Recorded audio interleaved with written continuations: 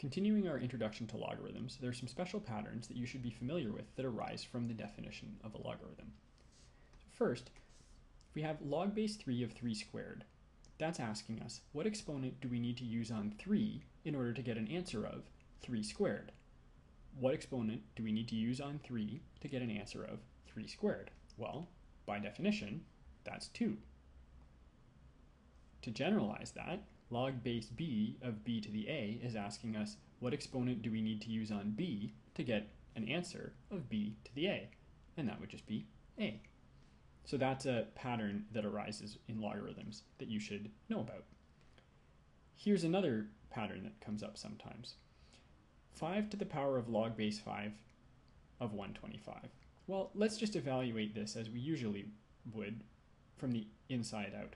Log base 5 of 125 we know is equal to 3 because it's asking us what exponent do we need to use on 5 to get an output of 125. And because 5 to the power of 3 is 125, log base 5 of 125 is equal to 3. Now we have 5 to the power of 3, which is equal to 125. So 125 came back.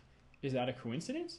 No, not at all. Remember, log base 5 of 125 is asking us for the exponent we need to use on 5 to get to 125. And then we're putting 5 to that exponent. So we are putting 5 to the exponent that we would need to put 5 to get 125. Again, we're putting 5 to the exponent we would need to put 5 to get 125. What's our answer? 125. Let's look at the next example. Here we can't evaluate log base 4 of 13 simply as we did up here because 13 is not an integer power of 4. However, given the pattern, we already know the answer.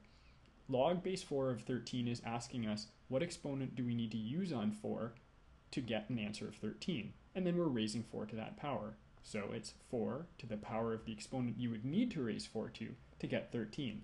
Again, 4 to the power you would need to raise 4 to get 13 is, by definition, 13. To generalize, b to the log base b of a is just equal to a. Note that the main base and the base in the logarithm have to be the same in order for this pattern to work. So those are a couple of special patterns that arise with logarithms.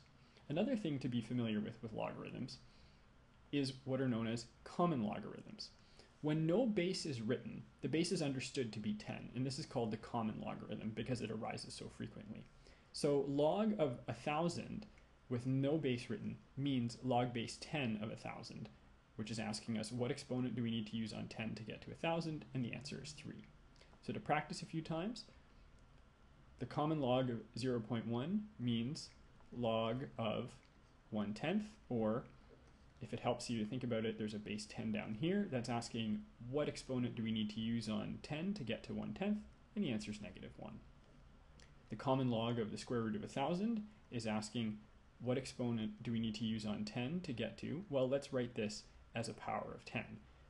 First, we could write it as 1,000 to the power of a half, rewriting the radical sign as power of a half. And then we can go a step further, write 1,000 as 10 to the power of 3, still raised to the half, and then using our exponent rules, combine those two to get 10 to the power of 3 halves.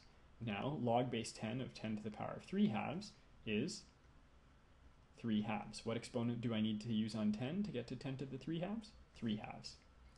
This is similar to the pattern that we saw earlier in the video.